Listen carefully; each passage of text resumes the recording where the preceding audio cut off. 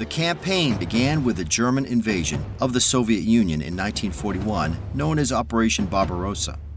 After initial successes, the Soviets halted the German advance at the gates of Moscow. The next year, the German High Command developed a new plan called Case Blue, which focused on seizing the valuable Russian oil fields in the Caucasus region. Once again, the German campaign began with great advances. However, the Caucasus offenses soon ground to a halt, and by mid-September, Stalingrad became a new major objective for the attacking German forces in southern Russia. On 13 September 1942, the German 6th Army under General Friedrich Paulus began its assault on the city. Lieutenant General Vasily Chuikov and his Soviet 62nd Army defended Stalingrad. Within 2 weeks, the Germans cleared much of the south and central portions of the city, although the Soviets stubbornly clung to a few small enclaves. Nonetheless, Paulus considered the center and south fighting to be over and began the fight to take the northern factory district.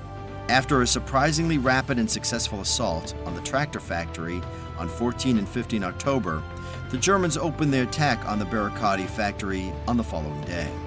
The Barricadi factory was a sprawling complex. The factory grounds were roughly 2,500 meters long by 1,500 meters wide. The major factory halls were massive structures, and many made excellent defensive positions with good fields of fire, even from within. By the time the German army launched its assault on the factory, its structures and grounds had already experienced a tremendous amount of destruction. German bombardments and artillery barrages inflicted heavy damage to most of the buildings, and rubble was everywhere. The remnants of damaged and destroyed factory products, shell holes, and Soviet fighting positions littered the grounds. The area was an ideal location for defenders and therefore very difficult terrain for attacking forces. This apocalyptic scene typifies the urban battlefield and illustrates U.S. Army doctrine, which further explains that the three-dimensional urban terrain makes identifying, reporting, and targeting of enemy locations difficult. This is the environment faced by the German attacking force, which consisted of several divisions, well over 10,000 soldiers, who attacked from the north. For more than 2 weeks, this force pushed deep into the complex, with the Volga River as its objective. The Red Army fiercely defended each building and ultimately stopped the German onslaught just 400 meters from the Volga, on the outskirts of the factory's lower settlement and the complex's administrative area, which the Red Army heavily fortified. The lower settlement was the last bastion of the Soviet defense in the Barricadi factory. Current joint and army doctrine can trace its origins to lessons learned in previous wars and military actions executed throughout history.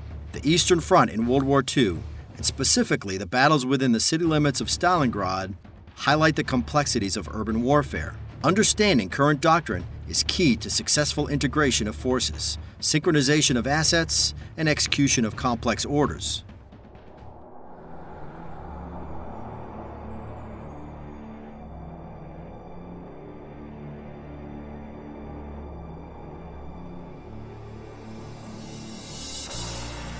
In peacetime, the lower settlement served as the Barricadi factory's administrative area and one of the residential districts for factory workers. About 400 meters beyond the settlement were the cliffs of the Volga River, the German 305th Infantry Division's final objective. Within the lower settlement, a number of important locations held significance to either the Germans, the Soviets, or both. Key locations included the Theater Park, the Cinema Booth, the Barricadi Factory Fuel Depot, the Index Finger Ravine, the Transformer Hut, and the Volga River. Key German locations were Hall 6E, which served as the headquarters for the 576th Grenadier Regiment.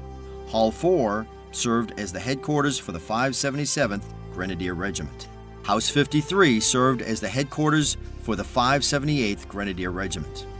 Key Soviet locations were Colonel Ivan Lyudnikov's command post bunker for the 138th Rifle Division, the Red House, which functioned as Colonel Lyudnikov's personal observation post, the Apothecary, also referred as the Pharmacy, a Soviet strongpoint, and the Commissar's house, which had originally served as the main administration building for the Barricadi factory and was now a Soviet strongpoint as well.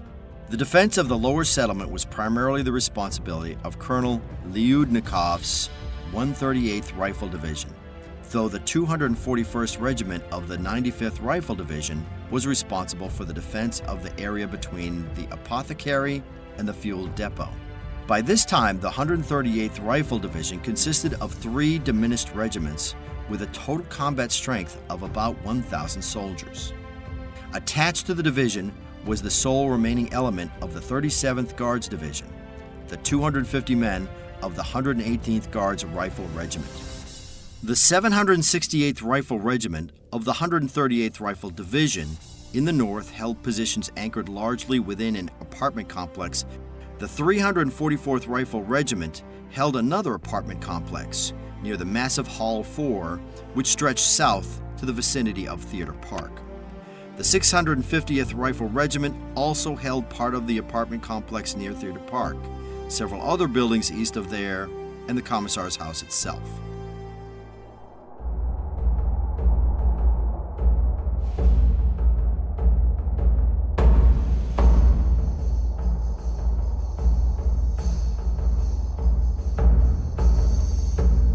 The Commissar's house was a massive brick structure within the lower settlement. The house, completed in 1916 and solidly constructed with red bricks from the nearby brick factory, possessed an appropriately castle-like appearance.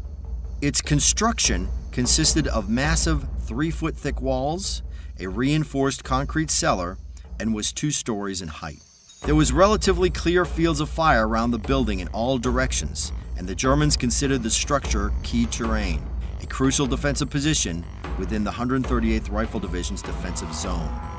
The United States Army Doctrinal Manual, ADP 3-90, defines key terrain as an identifiable characteristic whose seizure or retention affords a marked advantage to either combatant. Due to its obvious strength, the building earlier served as Lyudnikov's headquarters until the German advance forced him to move his command post to a bunker below the bluffs of the Volga River. The barricade workers officially recognized the building as the Factory Administration Building. The Germans referred to this building as the Commissar's house.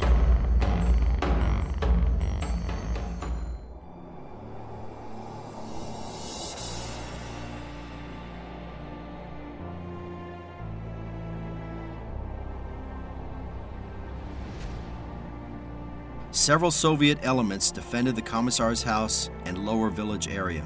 These defenders were armed with light and medium machine guns, the PPSH submachine gun, Mosin Nagant model rifle, hand grenades, and the multi-purpose Molotov cocktail. They were also supported by the 76mm anti-tank gun ZIS-3. The unit responsible for this sector of the 138th Rifle Division's area was the 650th Rifle Regiment, commanded by Major Fedor Peshenyuk. A severely reduced company of perhaps 40 or 50 men from the 650th Regiment defended the building.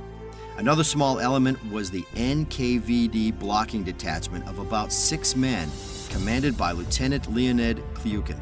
Klyukin's mission was to position his troops behind the defenders and ensure they did not desert their posts. Klyukin described the Soviet defense efforts within the building. The workers' militia, together with soldiers, took up defense in this house. Machine guns were placed in vacant window openings. Mortars were positioned on the second floor. Boxes of ammunition were delivered at night from the bank of the Volga. Placed on hand near the windows were hand grenades, cartridges, and bottles filled with incendiary mixture. Finally, there were a handful of irregular soldiers, perhaps 15 to 20, from a workers' militia unit, also known as special brigades. These men had been, until recently, workers in the barricade factory. The quality of these troops ran the gamut from dedicated fighters to unreliable skulkers, thus the need for the blocking detachment troops. Overall, it is likely that there were no more than 60 to 70 men defending the Commissar's house on 11 November, the day of the first attack.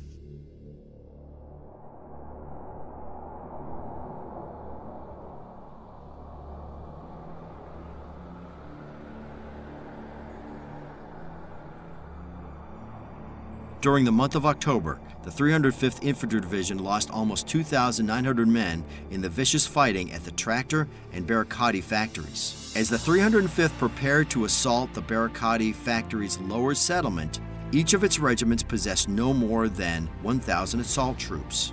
The 578th Grenadier Regiment, temporarily commanded by Major Eberhard Rettenmeier, was responsible for the central sector, which included the Commissar's house.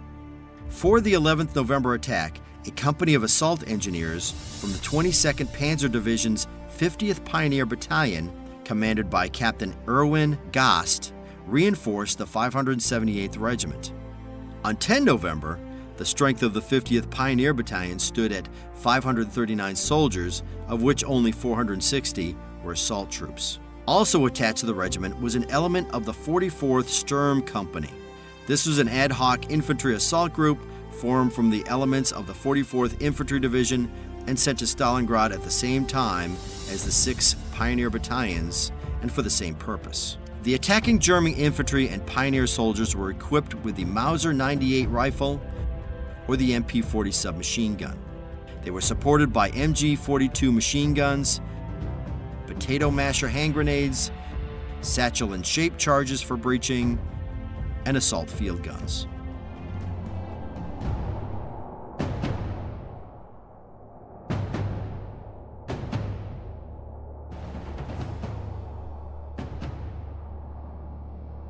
The 11 November attack on the Commissar's house was part of the larger Operation Hubertus. This attack was the Sixth Army's plan to overrun the remaining Soviet forces defending the Barricade and Red October factory districts.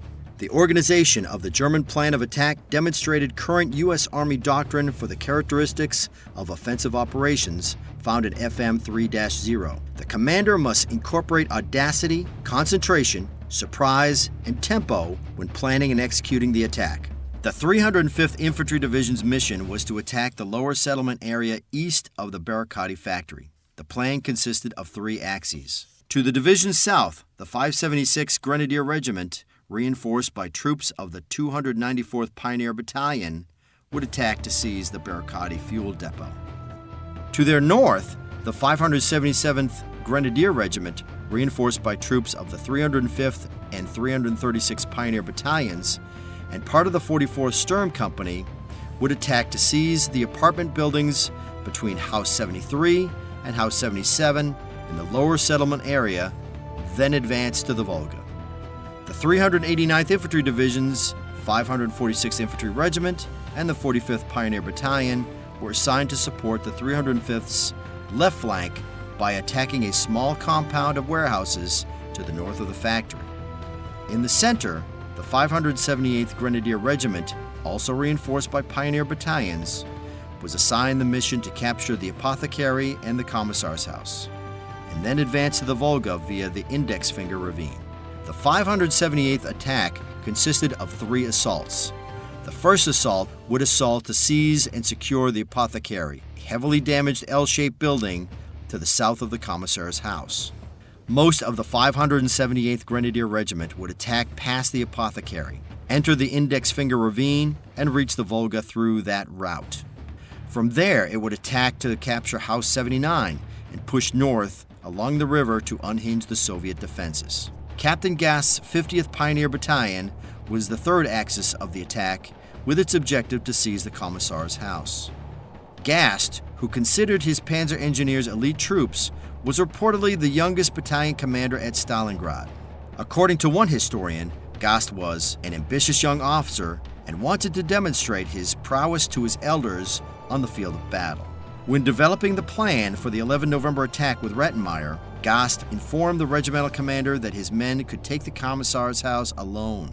Gast further stated that there would be no need for infantry support from the 578th Regiment, although a small element of the 44th Sturm Company would participate in the attack. The seasoned Rettenmeier was dubious because he understood that the integration of light and heavy assets in urban fighting was critical to success. Current U.S. Army doctrine reinforces this fact in ATTP 3-06.11, which highlights that infantry tank teams work together to bring the maximum combat power to bear on the enemy. As the German plan developed, it incorporated many of the stages of a deliberate attack. The commander conducts a phased deliberate attack, starting with reconnoitering of, moving to, and isolating the objective. As part of the division plan, a massive bombardment against the Soviet positions in the factory area supported the attacks. In order to isolate the objective and limit the Soviet ability to reinforce and sustain its forces west of the Volga, Luftwaffe dive bombers would attack Soviet artillery positions across the Zaitsev Island. German artillery would also conduct counter-battery fire against Soviet artillery positions on Zaitsev Island. German Nebelwerfer batteries conducted barrages against the Soviet defensive positions in the factory area and along the bluffs of the Volga, which further isolated and reduced the defensive positions. Should these various attacks achieve initial success, the units of the 305th Infantry Division and the 389th Division to the north would destroy all remaining Soviet defenses between the Barakati lower settlement and the river.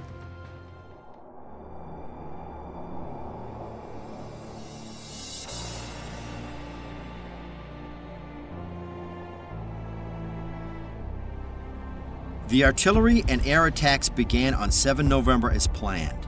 At about 0300 on 11 November, the lead assault teams from the 578th Infantry and 305th Pioneer Battalion departed from the assault positions near House 53, which served as Rettenmeyer's command post. Hundreds of gray-clad soldiers stealthily made their way through the intermittent dark as explosive blasts lit up the terrain.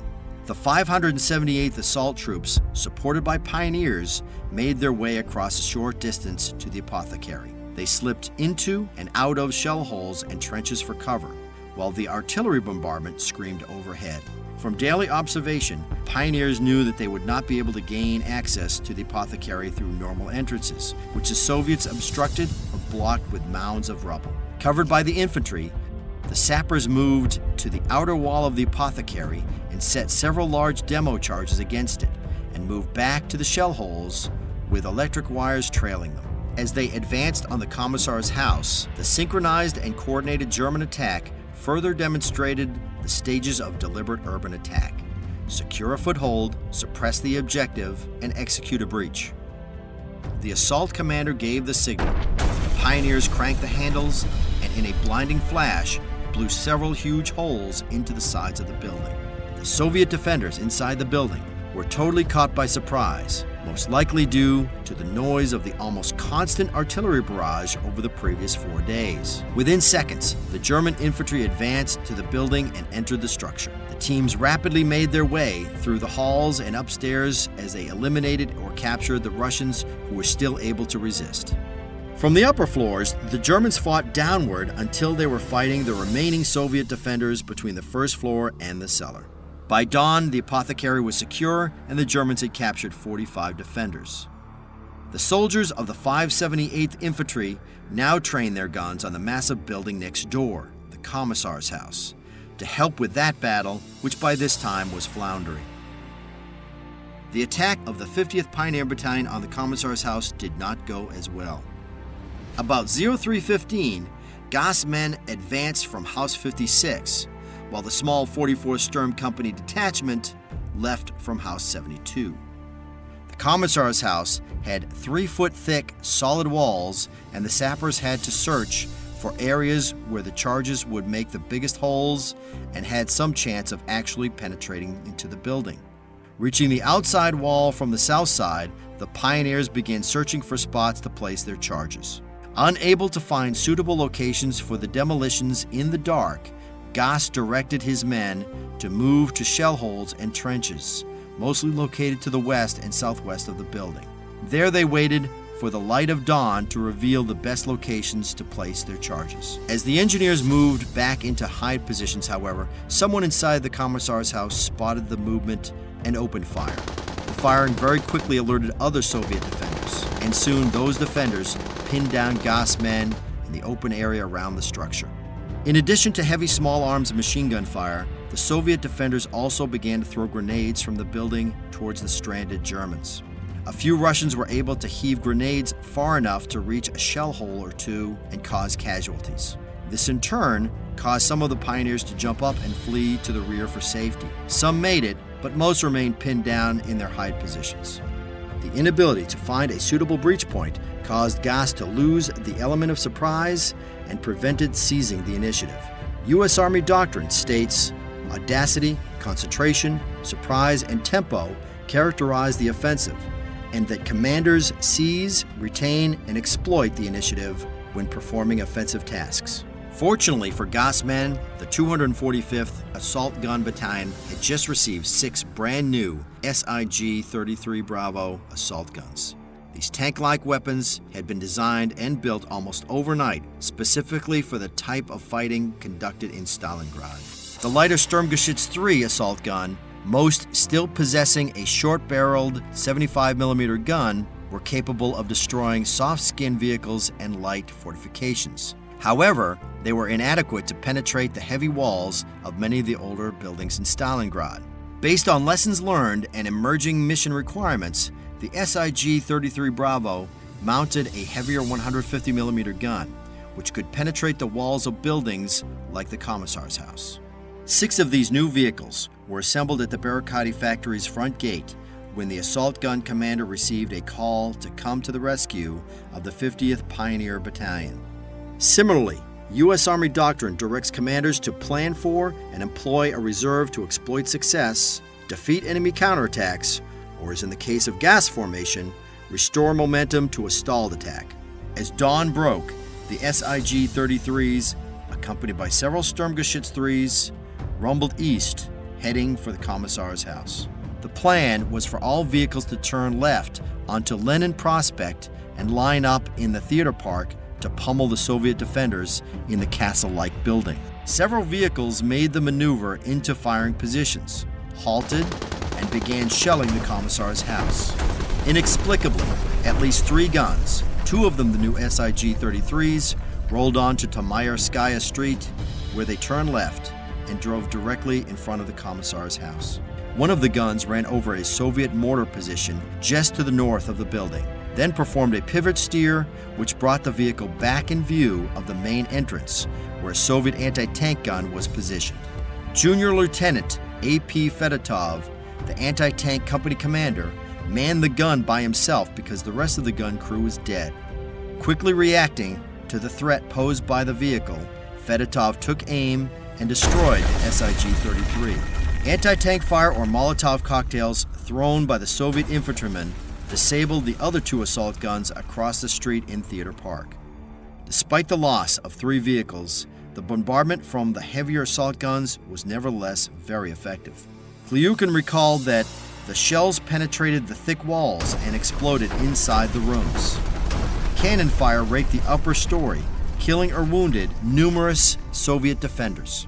The smoke and distraction provided by the assault gun attack enabled the rest of Gauss's men to escape. Nevertheless, the 50th Pioneer Battalion lost 17 men killed and another 61 wounded in the attack. By the end of the day on 11 November, many units of the 305th Infantry Division had made significant progress. The 576th Grenadier Regiment and 294th Pioneer Battalion had advanced all the way to the Volga and had captured the factory's fuel depot. Likewise, elements of the 578th Grenadier Regiment had penetrated to the banks of the Volga and captured the Apothecary and House 79, but could not advance further due to the commanding position of the Commissar's house in that area. The Apothecary and House 79 served as the foothold necessary for the coming German assault on the Commissar's house. The German attack plan to breach and reduce the Commissar's house reflect the U.S. Army's doctrine of the stages of a deliberate attack in urban terrain. On the division's left, the 577th Grenadier Regiment failed to capture either of its 2 objectives, House 66 and House 77, leaving a large salient in the German line and preventing the complete isolation and suppression of the Commissar's house. On the far left, in the 389th Infantry Division sector, the 546th Grenadier Regiment, bolstered by the 162nd Pioneer Battalion, had driven all the way to the Volga as well. These successes, however, came at a high cost, since the 305th and 389th Infantry Divisions had lost a combined total of 445 men killed, wounded, and missing in the assaults. Nevertheless, Lyudnikov's 138th Rifle Division was now totally cut off from the 62nd Army except by boat, and that was only if the vessels could make it through the rapidly building ice floe of the Volga. This beachhead in the German lines soon became known as Lyudnikov's Island due to its isolation. Because of the assaults on 11 November, the 138th Rifle Division, severely attrited, was now cut off from the rest of the 62nd Army. Like Chuikov, Lyudnikov was forced to operate out of a bunker dug in the side of the Volga River bluff just east of the Red House. The division's units had taken numerous casualties. The 650th Rifle Regiment had been reduced from 167 men at the beginning of the operation to only 69 able-bodied troops by midnight on 11 November. 98 men had been killed or wounded, most of those in the Commissar's house. Other regiments had been severely afflicted as well. On the division's left, the 95th Rifle Division's 241st Regiment had been reduced to 23 men by the attacks of the 576 Grenadiers. On the right, the attached 118th Guards Regiment was ground down from 250 men before the attack to only 7 men by midnight and was now commanded by a lieutenant. Although Lyudnikov was to receive almost 300 replacements on 12 November, few if any made it into the defenses. Lyudnikov's hold on his island was precarious at best.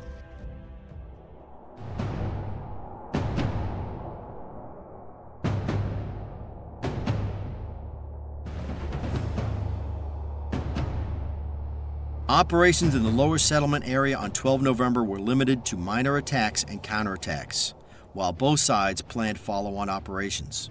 The following day, the German 577th and 578th Grenadier Regiments would attack to destroy the remaining elements of Colonel Lyudnikov's command and seize the bluffs along the Volga River. The 576th Regiment would hold its ground along the Volga and protect the German rear, while the 577th Grenadier Regiment was tasked to seize House 66 and House 77, which had failed to accomplish the previous day.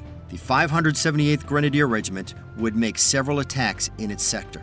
One moved along the river bluffs to take the transformer hut and push along the bluffs of the Volga to clear any defenders. Another through the open ground between the bluffs and Tamayerskaya Street. And finally, another assault on the Commissar's house, the dominating feature of the area. For the attack on the Commissar's house, Captain Gast's 50th Pioneer Battalion would once again form the backbone of the attack. But this time, Gast was to be reinforced by the entire 44th Sturm Company, elements of the 578th Regiment, and guns from the 245th Assault Gun Battalion.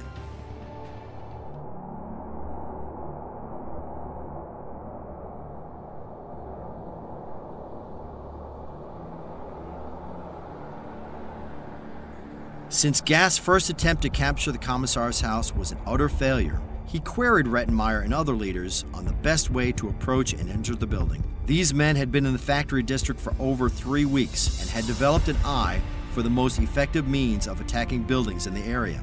Counterintuitively, they recommended that Gast should conduct his attack through the central courtyard and enter through the blocked main doors by blasting their way through. Gast adopted their recommendation. Gast's discussion with the commanders and seasoned veterans of the Stalingrad campaign demonstrated the ADRP 6-0's mission command principle of gathering information. Commanders balance the art of command with the science of control as they assess information which must be accurate, timely, usable, complete, precise, and reliable. Accordingly, Gast's plan for the 13th November attack was simple and bold. The assault teams would leave the assault position in House 71, move straight into the courtyard of the Commissar's house, guided and supported by troops of the 578th, and destroy the front doors. From there, the infantry would set up blocking positions along the wing halls and prevent the defenders from attacking into the front foyer area. Meanwhile, the sappers would proceed to the second floor and clear the building from the top down. At 10:00, the first of several assaults began. The meager number of troops of the 650th Rifle Regiment still in the building successfully fought off the first few attempts to approach the Commissar's house. At 13:10, 10 assault guns, including 3 of the new SIG-33 Bravo vehicles from the 245th Assault Gun Battalion, arrived and began battering the building with 75mm and 150mm shells. The assault guns' mission was to deny the upper story of the building. The heavy 150mm shells reduced much of the second story to rubble and forced the survivors down to the first floor or to the cellar. Leonid Kliukin recalled the German attack. The Germans stormed the factory administration building in which our civil guardsmen fought together with the soldiers of the 138th Rifle Division. The Germans fired this bastion with artillery and mortars. Every window and breach in the walls were under the sights of hostile snipers. Flaring up in one place or the other in the building were fires. Dense suffocating smoke spread throughout every story.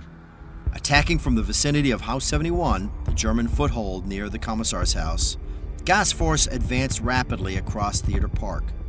Against a slackening fire, the assault teams rushed into the courtyard, which under different circumstances would have made an excellent engagement area for the defenders.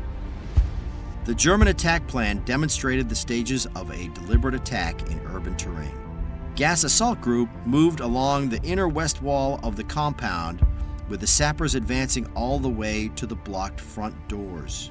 Surprisingly, the Germans had met little resistance from the building's defenders while advancing through the courtyard.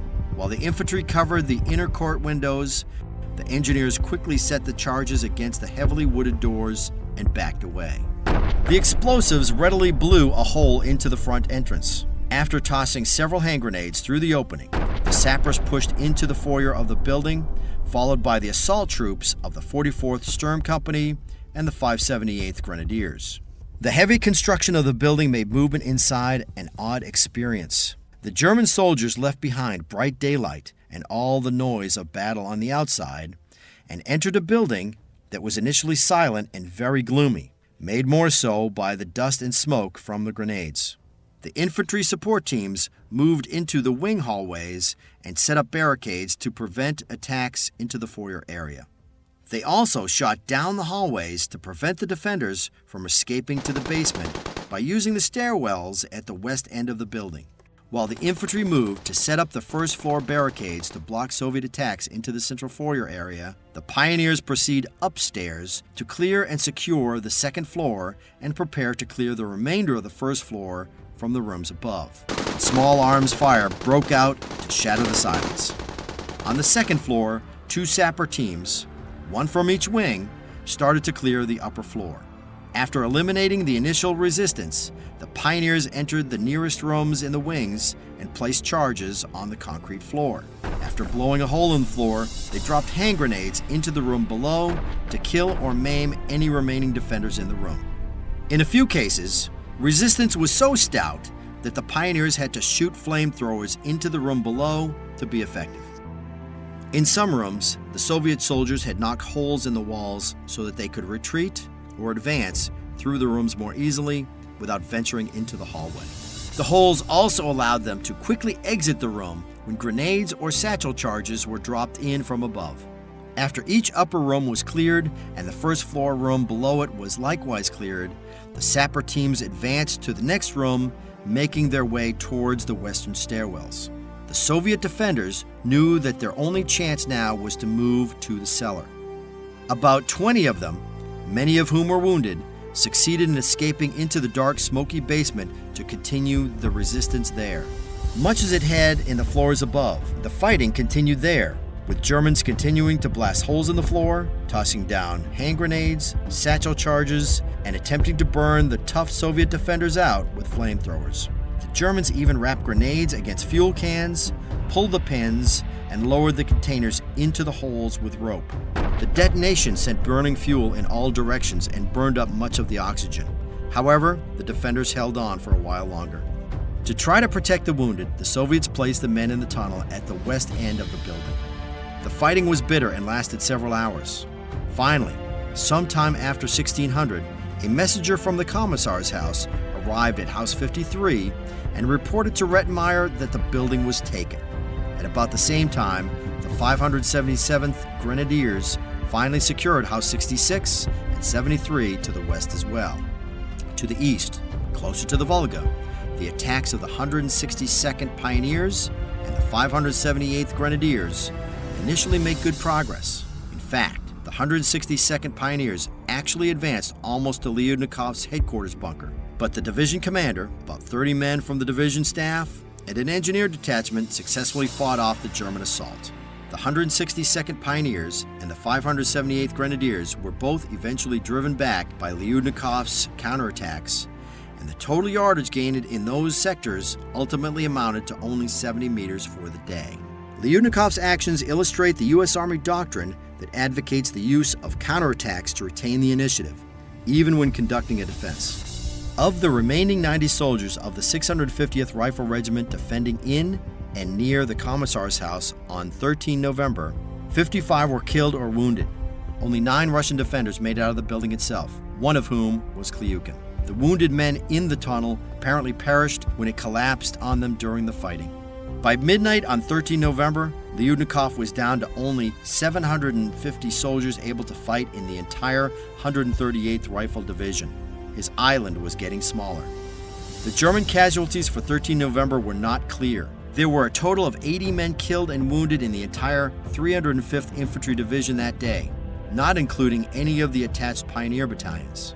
Some of the 305th casualties were undoubtedly from the elements of the 578th Grenadiers fighting at the Commissar's house. Gast's 50th Pioneer Battalion alone suffered another 50 men killed and wounded in the assault, most of whom were struck down on their way to or in the Commissar's house. The commander must plan for casualties in urban terrain which potentially inflict the highest casualty rates. All offensive actions that do not achieve complete victory reach a culminating point when the balance of strength shifts from the attacking force to its opponent. When the offensive action halts, the attacking unit can regain its momentum, but normally this only happens after difficult fighting or after an operational pause. The fighting in the lower settlement area tapered off after 13 November, although the 305th Infantry Division slightly reduced the area of Lyudnikov's island. The men of the 138th Rifle Division successfully held on to their toehold until the end of the battle. Operation Hubertus itself concluded on 18 November 1942, but it was obvious before then that the effort had failed. The 62nd Army still held parts of the Red October and Barricade factory complexes. Throughout the battle, Chuikov's tough Soviet soldiers had held out against everything the 6th Army could send against them, but just barely. When viewed through the lens of the current operating environment, the Battle of Stalingrad provides current military professionals a superb case study for analyzing military operations in urban terrain. Although technology and tactics have changed the contemporary battlefield, one can still learn a great deal by examining the operations of the two opponents who contended the city. Using current U.S. Army doctrine to compare and contrast those operations, one can develop extremely useful insights and a greater understanding of the brutal and resource-intensive nature of city fighting.